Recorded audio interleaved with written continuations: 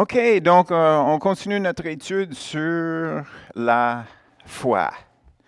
Puis là, quand on a commencé avec une définition de foi qui était reliée à notre salut.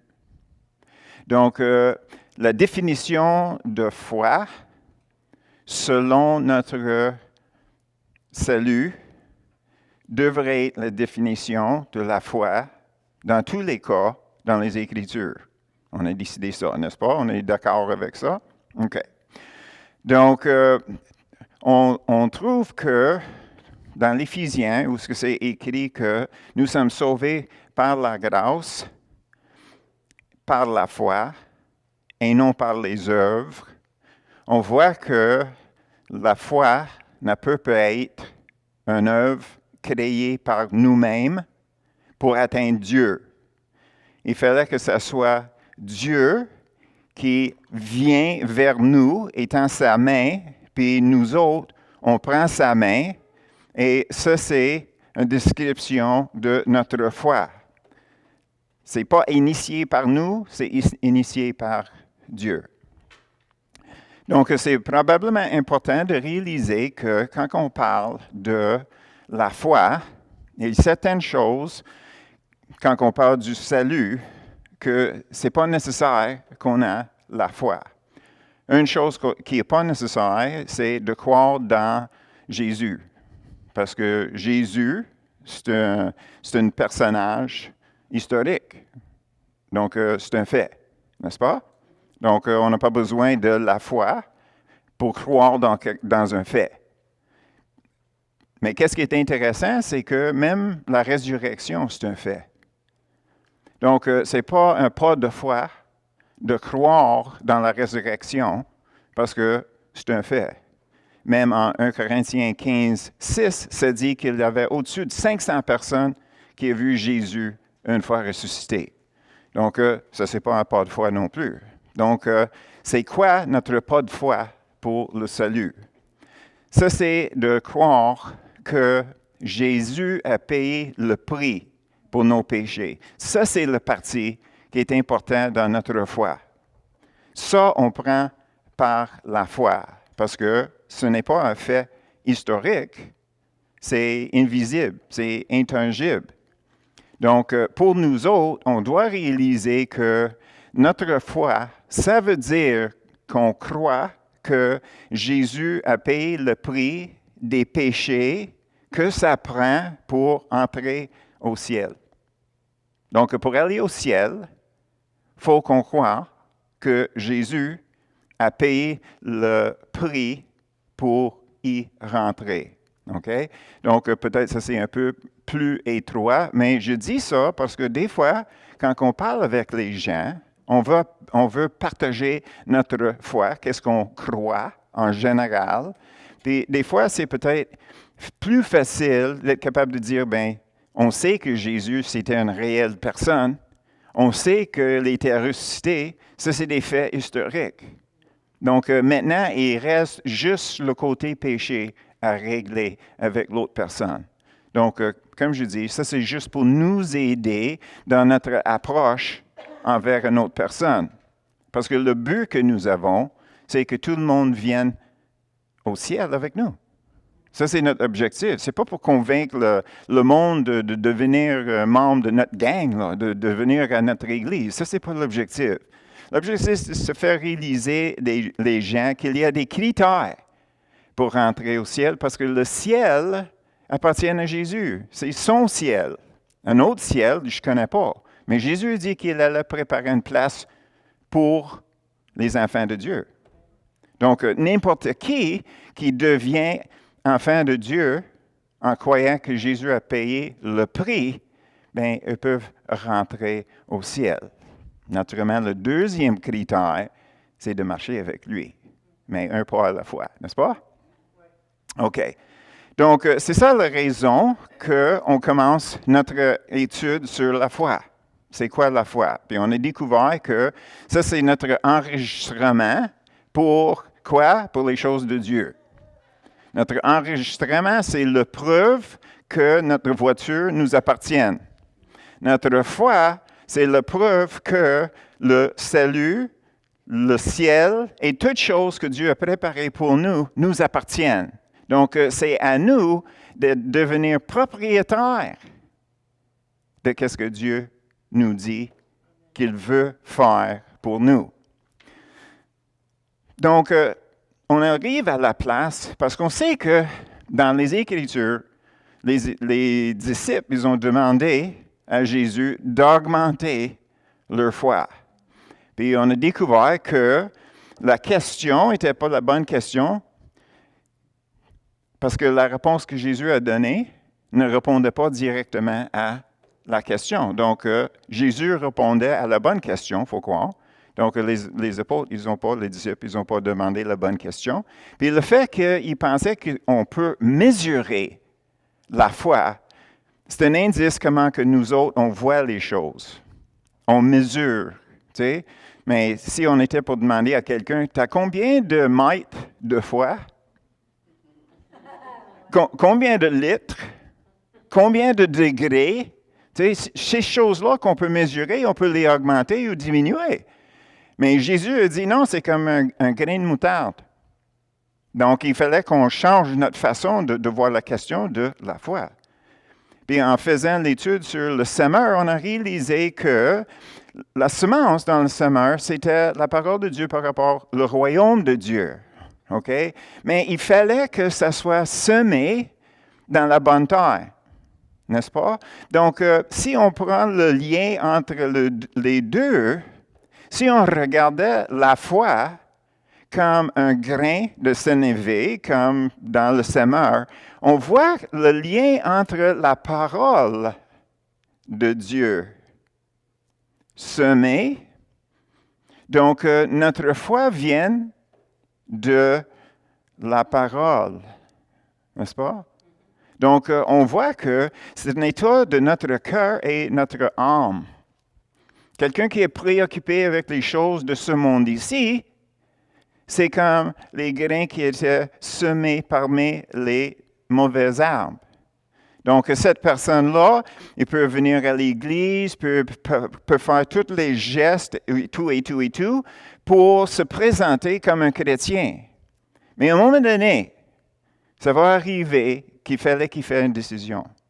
Soit une décision qui dise que ma vie appartient à Jésus, donc c'est lui qui me dirige, c'est lui qui me dit comment je dirige ma vie, ou bien si je vais poursuivre les plaisirs, les richesses, les choses que moi je veux, les soucis que je ne veux pas, mais je suis pogné avec, mais qu'est-ce qui va arriver? À un moment donné, c'est comme la parole de Dieu va tranquillement disparaître.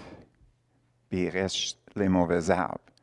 Comme ça, on a vu que ça prend la bonne terre que le Seigneur peut semer en quelqu'un. Ça veut dire quelqu'un avec un peu de courage.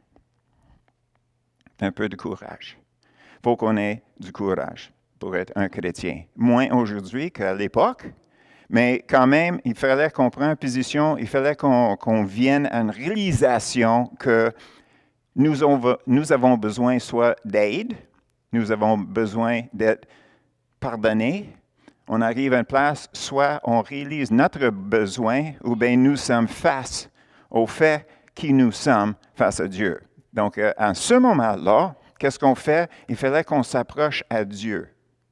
Donc, on prend un pas vers Dieu, ce n'est pas un pas de foi. Parce que le Saint-Esprit qui nous amène à ce point-là. Le moment qu'on réalise le prix que ça va coûter pour suivre le Seigneur, bien là, on a des décisions à faire. Puis avec le temps, éventuellement, comme je dis, on va arriver à notre intersection de chemin, puis finalement, on va décider quel chemin qu'on va prendre. En ce moment-là, c'est vraiment une question de foi. Est-ce qu'on réalise que Jésus a payé le prix, parce que le prix est obligatoire avant de rentrer au ciel? Puis naturellement, le ciel lui appartient. On ne parle pas de Nirvana et toutes les autres places qui sont semblables. Quand quelqu'un dit ciel vient des Écritures, c'est le ciel de Jésus. Les autres ciels, on n'a rien à dire. Mais ça, c'est un autre point qu'on peut amener quand on parle à quelqu'un. OK? Mais naturellement, même si on réalise que la foi, c'est comme une semence, donc la foi, c'est quelque chose qu'il fallait que ça soit germé dans la bonne terre. Mais qu'est-ce qui arrive dans les cas, quand on a vu dans les Écritures, que quelqu'un parlait de leur incrédulité? Qu'est-ce qui se passe en ce moment-là?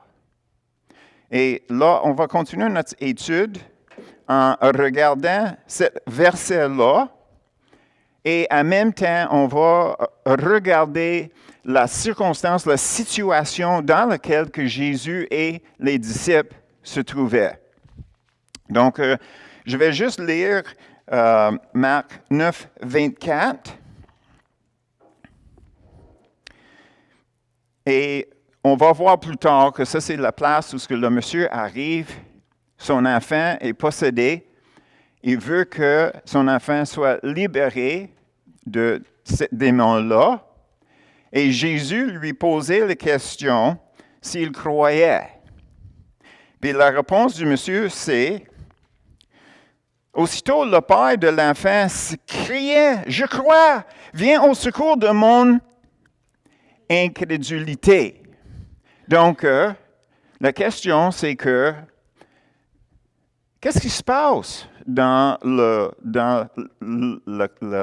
l'idée de foi quand nous sommes face à l'incrédulité?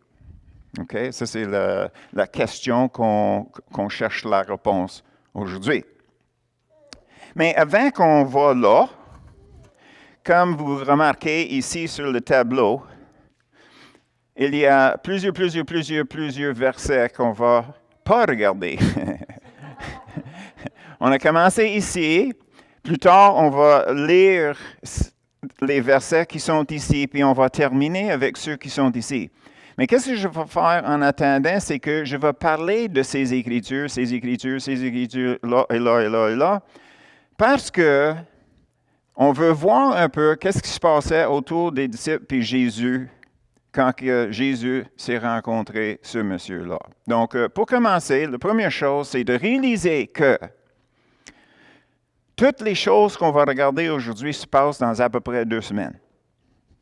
Ça, c'est dans 2 semaines, toutes ces choses-là. Ça passe dans la région ici. Ça, c'est Césarée de Philippi. Tu ne peux pas le lire, mais c'est ici. Plus haut, c'est Mont Hermon. C'est ici. Et plus bas, ici, ça, c'est la mer de Galilée.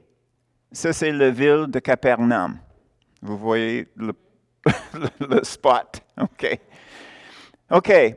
Les 3 premières années du ministère de Jésus se passaient ici. Il ne descendait pas ici en bas, envers Jérusalem. Jérusalem est là. OK? Donc, ça, c'est la mer de Galilée. Ça, c'est mer Salée. Et aussi, nous avons souligné ici Jérusalem. Et on voit entre le sud, ça c'est Judée. Nous avons Samarie qui est ici. Puis là, nous avons le nord d'Israël. Donc, le nord d'Israël ici, même à l'extérieur d'Israël, Jésus a promené. Puis il a promené là parce qu'il voulait se sauver des foules. Puis on va voir comment que les foules étaient toujours autour de lui. Puis même quand on lit les Écritures, que ça parlait que Jésus marchait à côté du mar de Galilée, en même temps que lui était sur le bord plus tard dans son ministère, les disciples traînaient un petit bateau sur la rive. Que si le monde pressait trop sur Jésus, il pourrait se sauver dans le bateau. C'est rendu à ce point-là. OK? Donc, il avait à un moment donné le ministère de traîner le bateau. OK? OK. Donc, là, comme je dis, la plupart de ce qu'on lit pour les 3 premières années du ministère de Jésus se passe ici. Dans le coin ici, c'est dans le coin où ce que la Légion et Jésus s'est rencontrés. Il y a 2 fois que Jésus et les disciples, ils ont traversé la mer Galilée, où ce que Jésus est obligé de calmer la mer. On voit ici, c'est marqué, ça c'est Capernaum. Capernaum, c'était où ce que Pierre demeurait. Donc, quand que Jésus est rentré chez Pierre, puis sa mère était malade, vous vous souvenez de l'histoire, bien, qu'est-ce qui est arrivé? C'est que là, quand que Jésus était à Capernaum, il vivait avec Pierre. Parce que Jésus lui-même, lui, il venait de Nazareth. Puis Nazareth se trouve ici. Vous voyez? Donc, ici, nous avons Nazareth. Un peu plus loin, nous avons Capernaum qui est ici. OK? Puis, comme Dominique me disait aujourd'hui, ça prenait en voiture à peu près 2 heures pour traverser le long du pays en voiture. Comme ça, c'était pas vraiment loin, mais quand même, tu sais, quand que le dirigeant de synagogue est venu voir Jésus, parce que sa fille était pour mourir, il faisait à peu près 10 km par heure à pied, sens unique. Ça veut dire qu'il s'est venu, il est passé comme le temps nécessaire pour marcher 10 km, pour demander à Jésus d'aller avec lui 10 km pour sauver sa fille. OK. Donc, là, on commence dans le Marc 8, 27 à 30. On commence ici, ce serait de Philippe. On va commencer là. Donc, qu'est-ce qui arrive? C'est que c'est là où ce que Jésus a demandé, « Qui suis-je? » Le monde dit, « Je suis qui? » Puis c'est Pierre qui a répondu quoi? « Tu es le Messie. » N'est-ce pas? OK. Qu'est-ce qui est important de réaliser, c'est que le moment que Pierre il avait dit ça, il était en train de dire que le royaume de Dieu arrive. Parce que dans les Écritures disent que quand que le Messie venait, il était pour restaurer Israël à la tête des nations dans le monde. OK? Donc, mettez-vous à la place des disciples. Tout d'un coup, vous réalisez que vous marchez avec le Messie. OK? Je vois déjà, les têtes sont enflées. OK? Mais je dis ça parce qu'on puisse comprendre pourquoi, quand que Jésus a dit qu'il était pour aller à Jérusalem, puis il serait crucifié, que Pierre a dit non, c'est pas vrai. Autrement dit, c'est pas dans les Écritures. Jamais que tu vas faire ça. Puis Jésus a dit quoi? Derrière moi, Satan. OK? Donc, on voit un peu ici que dans leur théologie, Pierre ne comprenait pas comment que Jésus pourrait être crucifié, meurtri, tué, s'il est le Messie qui vient de dire qu'il était. Donc, qu'est-ce qui est supposé de dérouler, c'est que Jésus, il va arriver à Jérusalem, il va être accepté par les dirigeants comme sauveur, comme Messie. Là, il sera monté comme roi d'Israël, puis il va commencer la guerre contre le monde pour prendre contrôle. OK? Puis nous sommes dans les 12. Donc, on va avoir chacun leur propre province. Ou bien peut-être un pays ou 2, tu sais, pour diriger, parce que c'est notre boss qui est le boss. Tu sais.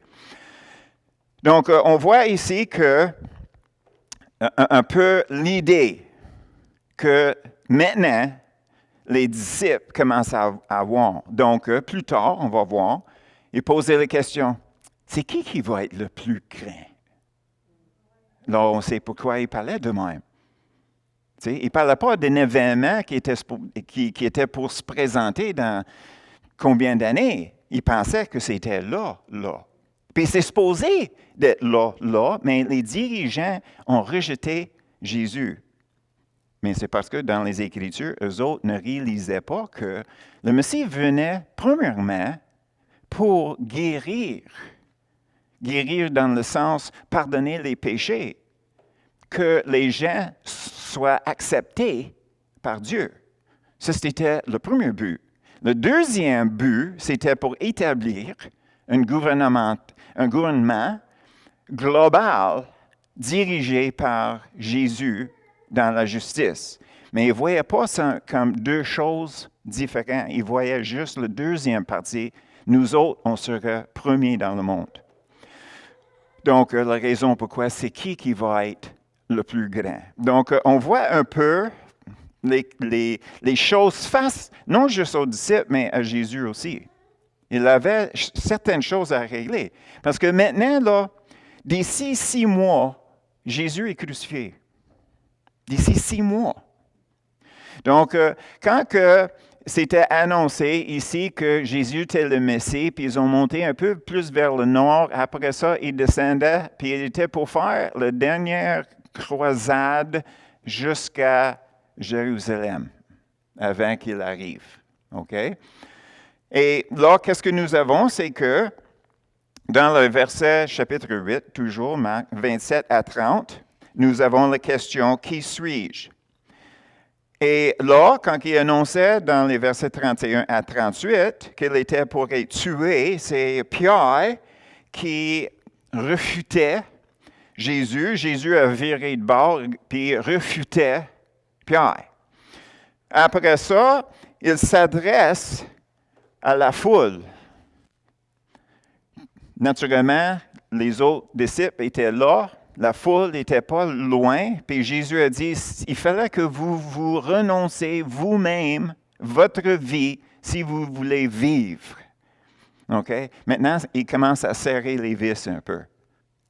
Si vous voulez garder votre vie telle qu'elle, vous perdez la vie éternelle. Si vous voulez avoir la vie éternelle, il fallait que vous renoncez votre propre vie ici. On ne vit plus pour nous, on vit pour le royaume, pour Jésus, pour Dieu. Ça, c'est le choix qu'on doit faire. Et c'est ça qui est présenté. Alors, le chapitre 9, le verset 1, on ne devrait pas avoir la séparation de chapitres là. Ça, c'est une des places assez rares parce que c'était les érudits qui ont décidé de la séparation des versets et des chapitres. Donc, ici, c'est un verset un peu trop tôt parce que c'est dans la même conversation que Jésus dit. Il leur dit encore, « Je vous le dis en vérité, quelques-uns de ceux qui sont ici ne mourront point qu'ils n'aient vu le royaume de Dieu venir avec puissance. » Le verset 2 nous dit, « 6 jours plus tard, Jésus prit avec lui Pierre, Jacques et Jean, et il conduit seul à l'écart sur une autre montagne. Il fut transfiguré devant eux. » Donc, qu'est-ce qui s'est passé? C'est qu'ils étaient ici.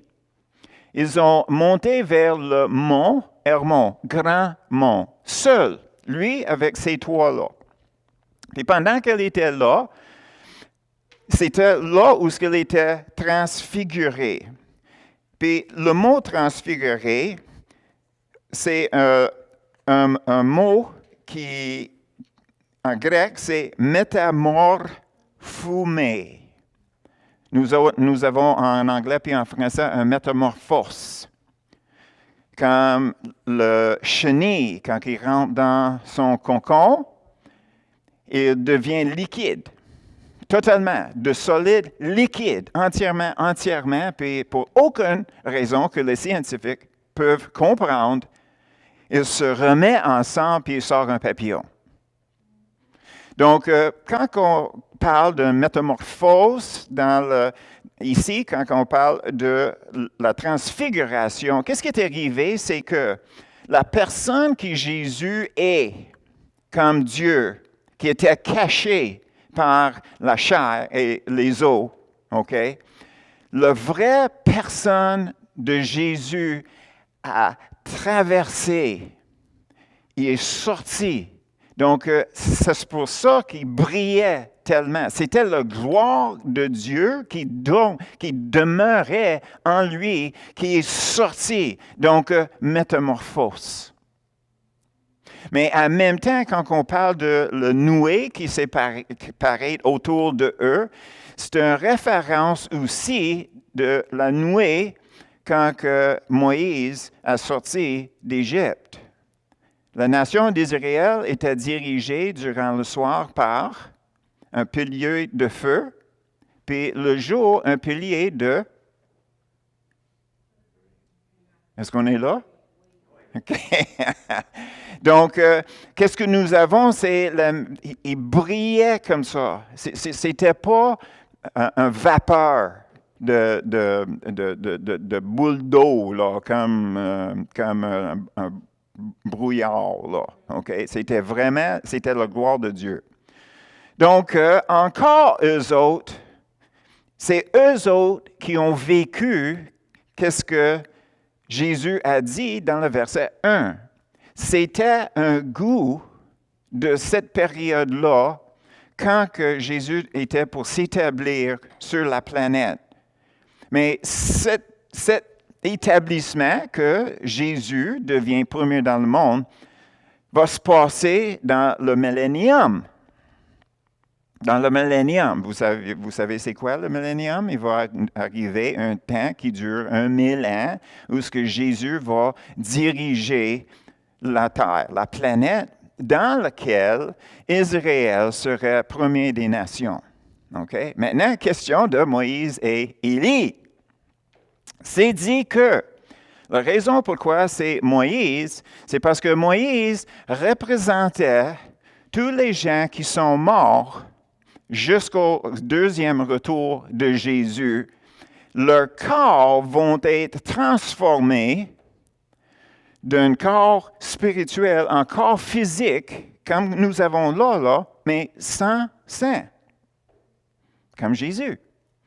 Est-ce qu'il n'avait pas dit à Thomas, OK, vois, mets tes doigts dans les trous, mets tes doigts dans le côte. Donc, si le côte et les trous sont ouverts, il coulerait, mais il ne coulait pas. Donc, nous avons une forme physique, tangible, tu peux le toucher, puis ça, c'est notre corps que nous allons recevoir pour le millénium. Ça touche à Moïse.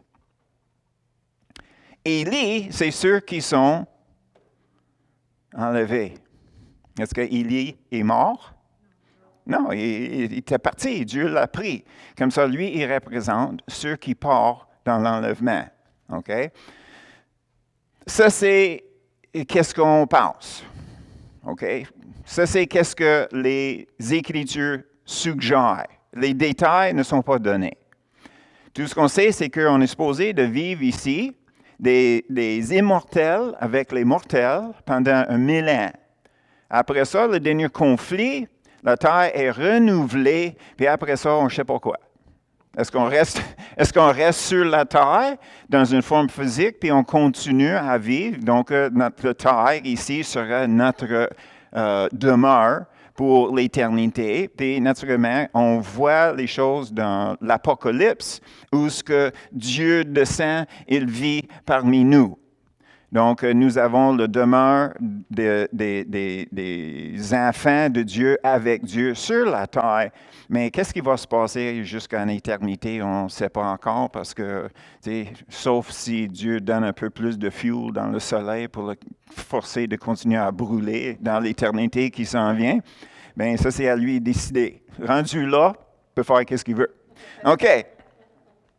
Dès là, OK, là, on est rendu qu'on voit que la prophétie de verset 1 est accomplie dans la transfiguration, le Noé, puis Moïse, puis Élie expliqué. Maintenant, qu'est-ce que nous avons? C'est que le verset 9 à 13, il descend du mont. Il s'en vient par ici encore. OK? Et là, il disait à aux trois qui sont avec lui qu'il fallait qu'il soit résurrecté, qu'il est ressuscité. Ris pas de moi. Je parle anglais mieux que vous autres. OK. OK. Et là, naturellement, les trois ont posé les questions. Mais Élie, est-ce qu'Élie n'était pas supposé de venir avant? Puis là, il a répondu, c'est l'esprit de Jean-Baptiste qui était Élie. Donc, il est venu comme supposé. Là, on descend. OK? Le verset 14 à 29, on va retourner. Je vais continuer le gros là, jusqu'à la fin. Donc, de 14 jusqu'à 29, c'est Jésus puis les trois disciples sont arrivés. Puis en arrivant vers une foule où ce que les scribes argumentaient avec les 9. Jésus les a abandonnés aux les mauvais Juifs qui étaient là, qui le bombardaient avec les questions, pauvres disciples, faisaient juste 3 ans de formation. Comment répondre à ça? Anyway, tout ça pour dire que c'est Jésus puis les trois. Et en approchant, quelqu'un a remarqué que Jésus est là. Puis là, la foule, c'est pas toute la foule qui est partie. Ce qui est arrivé, c'est qu'il y a une partie qui s'en vient, incluant le monsieur avec le fils, qui voulait que les disciples le libèrent de ce démon-là. Le fameux question, penses-tu que je peux le faire? Et après ça, Jésus est obligé d'aller vers l'enfant. Apparemment, l'enfant n'était pas avec le Père pendant cette conversation-là. Donc, Jésus s'approche l'enfant pour le délivrer. Et puis, c'est en ce moment-là que le reste de la foule commence à s'approcher. Puis Jésus, il avançait un peu plus vite pour finir ça avant qu'il était complètement entouré. Donc, dès là, Marc 9, 30 à 32, il parlait qu'il fallait qu'il passe dans le Galilée et il va être éventuellement tué et ressuscité. Et c'était les versets 33 à 37 où ils sont rendus à Capernaum. Puis comme j'ai marqué ici, Capernaum, c'est la place où Pierre demeurait. Il avait son business. Pierre qui aimait les poissons autant que Jésus. Et puis, la question était posée. Et puis là, c'est dans cette discussion-là où eux autres, ils se posaient la question, Hey Claude, penses-tu que Claude va être plus haut que toi? Non. OK? Mais le moment que Jésus, parce que Jésus n'était pas dans le milieu de la conversation, il marchait, mais il avait des bonnes oreilles comme ma femme. Essaye pas de passer une vite avec Louise. Elle peut entendre une mouche qui marche sur le plafond. Anyway, malheureusement, eux autres, ils ne réalisaient pas que Jésus les entendait, mais il était visé sur d'autres choses. Hein? Il avait de quoi devant lui. Comme ça, on peut comprendre comment que lui, il fallait qu'il accomplisse quelque chose. Premièrement, il fallait qu'il finisse avec la formation de ses pauvres disciples. OK? Ça fait juste 3 ans, puis il les appelle de petits fois toujours. OK? Donc, il fallait qu'ils terminent leur formation, mais en même temps, il fallait qu'ils se préparent pour ce qui est devant lui, puis là, il les entend. Puis comme ça, plus tard, en arrivant à Capernaum, « Hey, vous autres, en chemin, vous parlez de quoi? » Ils disent... Oui, la météo, oui, c'est ça. Il annonce beau demain, chaud puis beau.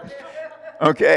Et c'est là où ce que Jésus dit, il fallait que vous soyez comme un enfant. Puis il avait pris un enfant dans ses bras. Donc, ça veut dire qu'on ne parle pas d'un enfant de 12 ans, peut-être 4 ans, 5 ans, pour donner une idée, le mental qu'une personne doit avoir comme serviteur, mais aussi quelle sorte de personne qui va recevoir Jésus. Donc, je dis ça parce que ce n'est pas à nous à traîner quelqu'un à Jésus. Mais si on réalise par discernement que la personne devant nous, c'est une personne comme un enfant, dans le sens qu'il est ouvert. Et quand on parle, il va nous écouter. Ce n'est pas pour dire qu'il va l'accepter, mais c'est juste pour dire que nous autres, on doit réaliser qu'il fallait qu'il soit une ouverture du cœur dans la personne avec qui on parle. Parce que si on essaie de se forcer dans son cœur, dans sa vie, bien, il va virer contre nous. Ça va endurcir son cœur. OK? Donc, nous avons une petite leçon là aussi. Donc, finalement, on est rendu à Capernaum et tout ça s'est passé dans une période d'à peu près 2 semaines. Imaginez. Donc, si on pense que Jésus marchait beaucoup et travaillait assez peu, ce n'est pas le cas pantoute. Parce qu'il allait de village en village en village jusqu'au point qu'il était obligé de se sauver d'Israël dans les terres externes, comme ici. Tu sais, la madame qui est venue puis demandait à Jésus s'il pourrait chasser le démon dans sa fille. Puis Jésus a dit, il ne peut pas faire ça, tu sais, je nourris pas les autres, je nourris les enfants. Puis il dit, ouais, mais même les miettes qui tombent à terre. Puis Jésus était en dehors d'Israël, était ici, dans ce coin-là. Donc, il était obligé de se sauver à cause de pression de travail, du ministère. OK. Maintenant, qu'est-ce qu'on peut faire? C'est qu'on peut retourner, regarder un peu plus profondément. On va juste le lire, le verset 14 à 29. 14 à 29. Et qu'est-ce que je veux que vous faites, c'est que pendant que je lis, regardez la place que Jésus marchait, la foule était là, la foule s'en venait, le monsieur qui parlait, le fait que le Fils n'est pas là, éventuellement, la foule s'en vient, il fallait que Jésus avance plus vite. Et après ça, on va s'adresser à la réponse du monsieur. OK. Donc, le verset 14.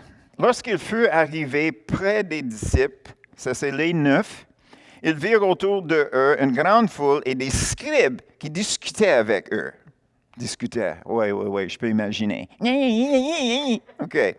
Anyway, dès que la foule vit Jésus, elle fut surprise et accourut pour le saluer. Ça donne l'impression que c'est toute la foule, mais on voit plus tard que la foule s'en venait. Donc, c'est une partie. Ceux qui l'ont vu, on sait comment que ça marche une foule. Quelqu'un voit, « Hey, écoute, la machine avec la nourriture arrive. » Bien, tout le monde s'en va vers là, puis les autres, « Qu'est-ce qui se passe? » OK? C'est gens comme ça. OK.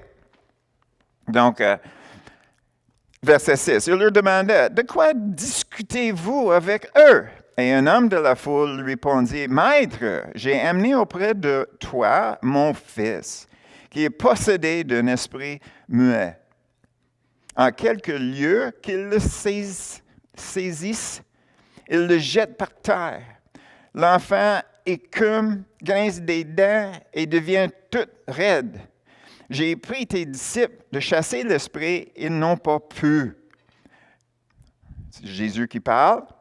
Race incrédule, leur dit Jésus, jusqu'à quand serai-je avec vous, en sachant qu'il restait 6 mois? Jusqu'à quand vous supporterai-je? Amenez-le-moi. On le lui amena. Et aussitôt que l'enfant vit Jésus, l'esprit agita avec violence. Il tomba, se roulait par terre en écumant. Jésus demanda, imagine, l'enfant roule devant Jésus, il est en train de rouler, Puis Jésus, est-ce qu'il est énervé? Pas tout. Il regarde le Père. Pourquoi? Il y a quelque chose d'important qui va se passer. Donc, S'il avait cet esprit-là depuis longtemps, il n'y a pas de danger pour le feu puis l'eau. Donc, un autre quelques de minutes ne va changer rien. N'est-ce pas? OK.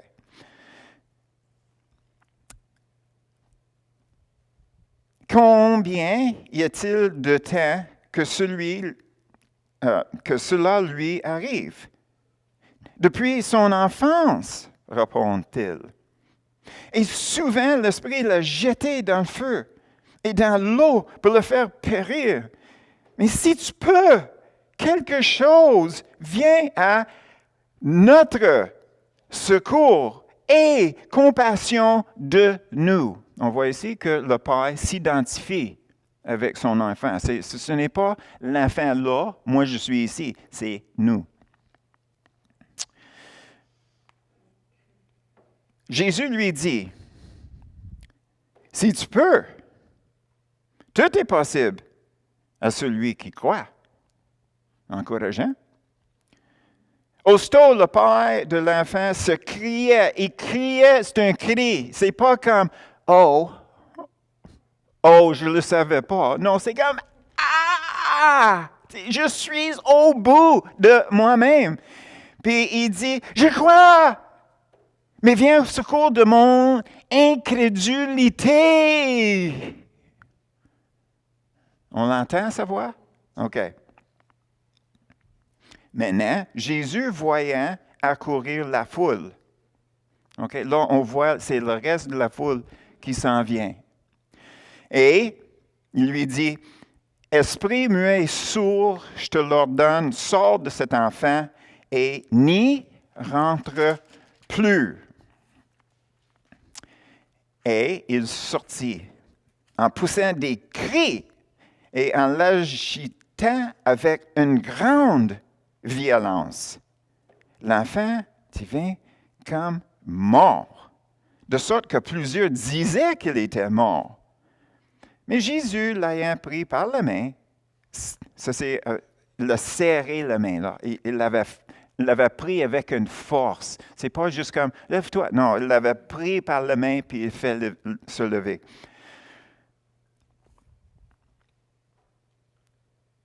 Et il se tint debout.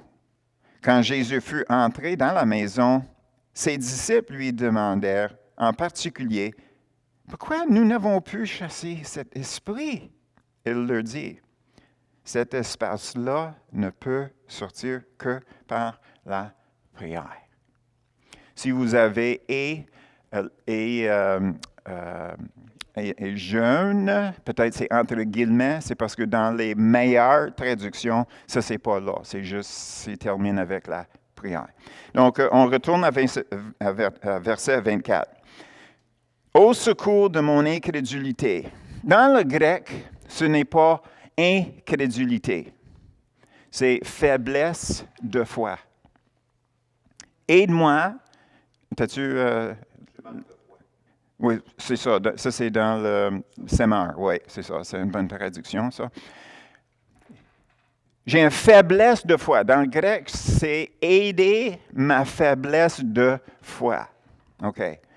Mais le problème, c'est que dans nos vies chrétiennes, c'est comme indiquer que si on n'a pas la foi, on ne reçoit pas qu'est-ce qu'on demande, n'est-ce pas? Est-ce que c'est plus ou moins l'idée que nous avons? C'est Dieu m'a dit qu'il était pour faire quelque chose pour moi, mais si je n'ai pas assez de foi, ça ne se réaliserait pas, n'est-ce pas? OK. Si ça c'est vrai, est-ce que Jésus a dit, ben, excuse-moi, monsieur, mais il fallait que tu reviennes la semaine prochaine parce que tu n'as pas assez de foi. Si la définition que nous entendons aujourd'hui, Jésus aurait dû dire, il fallait que tu reviennes plus tard quand que vous avez plus de foi. Donc, là, on voit que ce n'est pas vrai du tout, parce que Jésus a chassé le démon pareil. N'est-ce pas? Donc, ce n'est pas une question de notre foi, dans le sens que nous autres l'initie.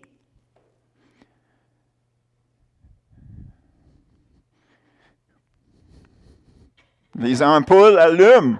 OK? Vous comprenez qu'est-ce qu'on voit là? Le petit foi, le manque de foi, l'incrédulité. Non, ce n'est pas incrédulité. Incrédulité, c'est un indice d'un cœur dur. Ça, c'est l'incrédulité. Un cœur dur, comme dans le semeur, OK, ne peut pas recevoir la parole, ne peut pas rentrer, ne peut pas produire des résultats. Donc, quand on pense incrédule, c'est entier. C'est un cœur tellement dur que la parole ne peut pas rentrer dans ce cœur-là pour une raison ou une autre. Puis on a vu 3 raisons dans le semeur. Donc, ça, c'est incrédulité. Donc, quand c'est marqué incrédule dans les Écritures, il fallait qu'on réalise si on parle d'un cœur dur, ou bien c'est les traducteurs qui ont pris incrédule comme absence de foi ou petit foi. Ici, on voit que ce n'est pas un cœur dur, c'est juste que le monsieur il réalisait qu'il n'avait pas plus à donner envers Jésus, mais il réalisait que c'était quand même très peu. Mais Jésus a réagi pareil. Pareil. Donc, semence, tasser l'arbre. C'est pas compliqué. Quand que Dieu parle, puis on répond à ça, ça ne prend pas grand-chose. C'est juste, oh, OK Seigneur. Pas grand foi, petit foi. On ne le mesure pas. On a déjà découvert ça. On ne le mesure pas. Question cœur. Cœur dur, cœur ouvert. Cœur dur, incrédulité. Cœur ouvert, tout est possible. OK? Mais on n'est pas fini. On n'est pas fini. Parce que, comme qu'on a déjà mentionné, dans le verset,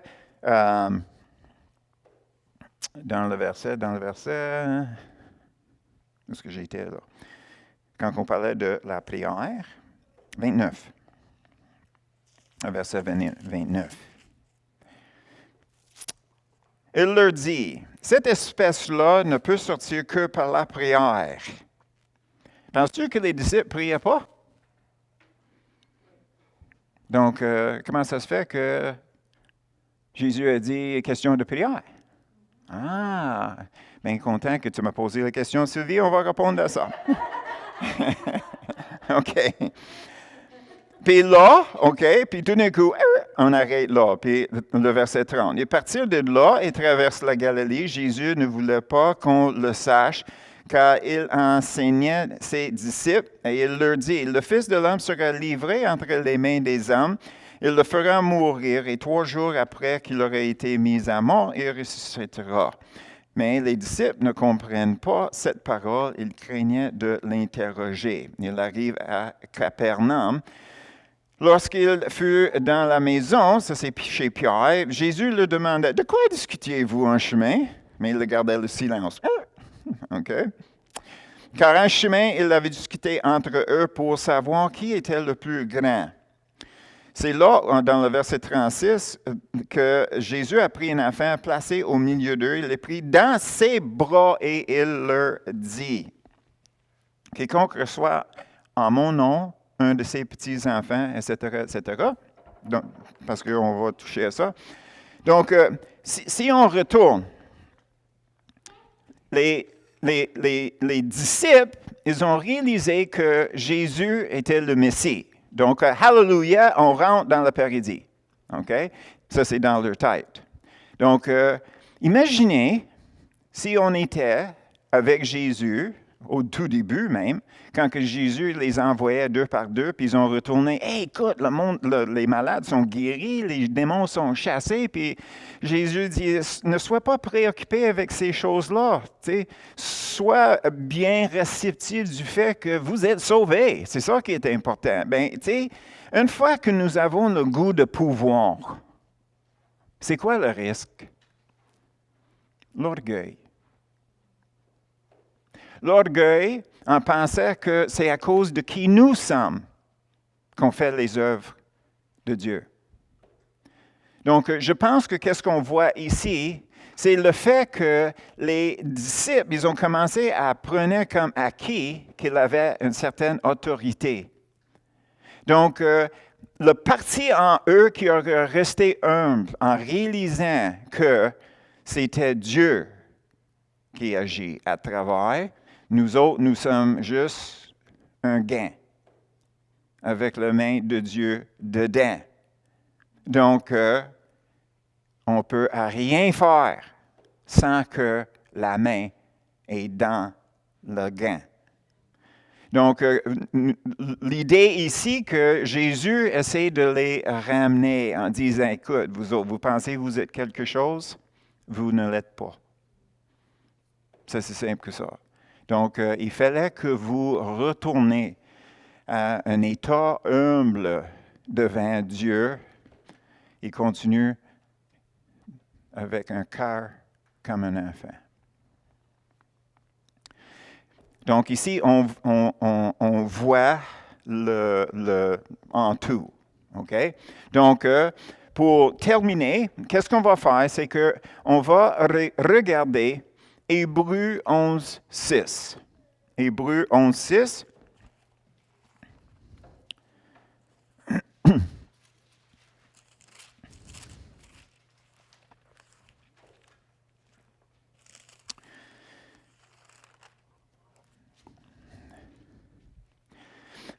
Sans la foi, il est impossible de lui être agréable, car il faut que celui qui s'approche de Dieu croire, premièrement, que Dieu existe, et deuxièmement, qu'il est le rémunérateur de ceux qui le cherchent.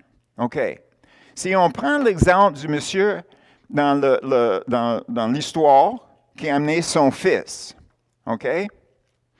Pourquoi est-ce qu'il s'est présenté? Parce qu'il croyait que Dieu existait. Peut-être il avait des questions si Jésus était Dieu, mais c'est sûr que Jésus agissait comme Dieu. Donc, il s'est déplacé. Donc, la première partie, Hébreux 11, 6, est accomplie. C'est quoi la deuxième chose que le monsieur a faite? Il a demandé. Il a demandé quelque chose de Jésus que seulement Dieu ou un prophète ou quelqu'un avec la puissance de Dieu pourrait chasser l'enfant. Chasser l'enfant, c'est sa récompense, sa rémunération pour se déplacer. Donc, qu'est-ce que ça veut dire? Ça veut dire qu'à chaque fois qu'on se présente devant Dieu, la réponse est déjà mi-chemin. On parle à Dieu parce qu'on croit qu'il existe. Donc, la partie numéro 1 est accomplie. La deuxième chose, c'est que, et ça c'est la partie que des fois nous avons de la difficulté, c'est que j'aime pas demander.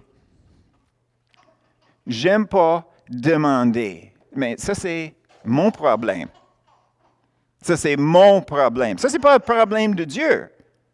Jésus a chassé le démon. Donc, pour Dieu, ce n'est pas un problème. C'est mon problème. Donc, qu'est-ce que je dois réaliser? C'est que si je vais m'approcher à Dieu, je devrais attendre une réponse favorable et confidente. Définition, espérance.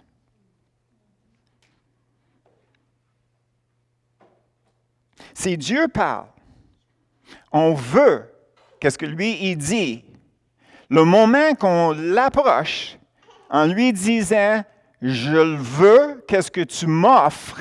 Nous avons déjà la foi qui est nécessaire pour plaire à Dieu. OK? Est-ce que ça enlève un fardeau? Est-ce que ça enlève un fardeau? OK. Là, qu'est-ce qu'on va faire? C'est que le dernier verset qu'on va regarder, se trouve dans Matthieu 13. Matthieu 13, pour répondre à notre dernière question par rapport à ça. Matthieu 13.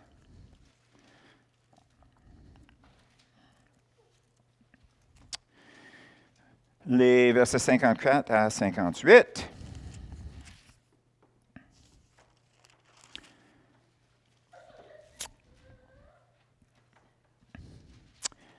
S'était rendu dans sa patrie, on parle de Jésus, il enseignait dans la synagogue, de sorte que ceux qui l'entendent dire étaient étonnés et disaient, d'où lui viennent cette sagesse et ces miracles? N'est-ce pas le fils du charpentier? Évidemment, il ne croyait pas que Marie était enceinte du Saint-Esprit. Donc, est-ce que ce n'est pas le fils d'adultère? N'est-ce pas Marie qui est sa mère? Jacques, Joseph, Simon et Jude ne sont-ils pas ses demi-frères? Eux autres, c'est ses frères. Nous autres, c'est des demi-frères. Et ses sœurs, pluriel, au moins deux, ne sont-elles pas tout parmi nous? D'où lui viennent donc toutes ces choses? Donc, Jésus était élevé dans une famille de 9 avec les parents. Verset 57. Et il était pour eux une occasion de chute. Mais Jésus leur dit, un prophète n'est méprisé que dans sa patrie et dans sa maison. 58. Et il ne fit pas beaucoup de miracles dans ce lieu à cause de leur incrédulité. Ici, incrédulité était le bon mot. La raison pourquoi Jésus ne pouvait pas faire des miracles, c'est parce que les autres ne venaient pas. Ils ne venaient pas. Ceux qui venaient ont reçu des miracles puis les guérisons, mais ils avaient très peu. Donc, ce n'est pas une question de foi dans ce verset ici. Ce n'est pas parce que, en général, il avait une pauvreté de foi que Jésus ne pouvait pas.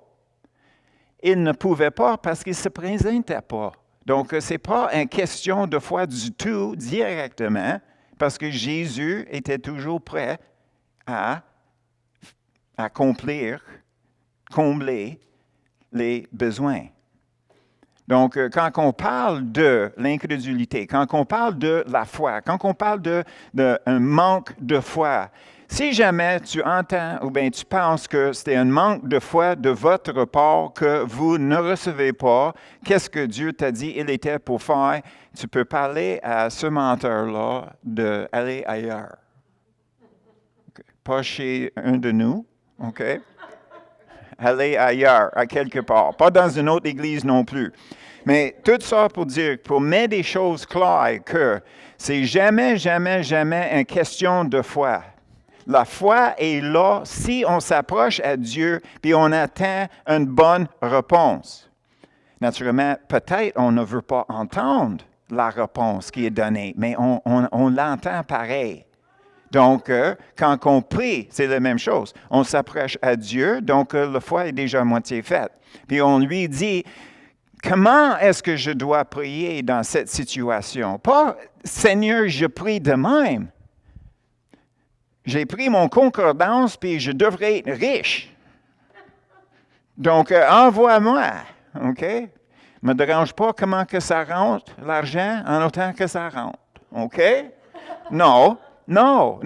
Seigneur, comment est-ce que je devrais prier? Puis le Saint-Esprit dit, dirige bien, qu'est-ce que tu as? Ça va être multiplié. Est-ce que ça, c'est du bon sens? Parce qu'à un moment donné, on va toucher un peu sur le fils prodigue. Okay? Ça, c'est un petit prévu. Okay? Savez-vous, qu'est-ce que ça veut dire le mot prodigue? En général, le monde pense que ça, c'est le fils qui est parti puis est retourné. Okay? Prodigue veut dire il gaspillait. Fils prodigue. Le fils qui gaspille, qui gobe, qui a gobé son héritage. Okay? Donc, le fils prodigue, ce n'est pas une histoire du retour de cet enfant-là, c'est qu'est-ce qu'il avait fait qui l'avait amené à son dernier état. Okay? Donc, on va voir où est-ce qu'on se trouve dans ça. J'ai hâte. Merci, Sylvie. 60 minutes! Oui. Est-ce qu'on a appris quelque chose? Oui. Est-ce que le fardeau est plus léger un petit peu? Oui. Est-ce qu'on revient toujours dans le concept d'être dirigé continuellement par le Saint-Esprit, rempli toujours par le Saint-Esprit et de prier toujours selon l'Esprit Saint? Amen. Donc, on commence à voir un peu comment que toutes ces choses-là avec nos cœurs, ça fonctionne face à Dieu. Amen. Ah, oui, on le savait toujours, hein? Depuis toujours.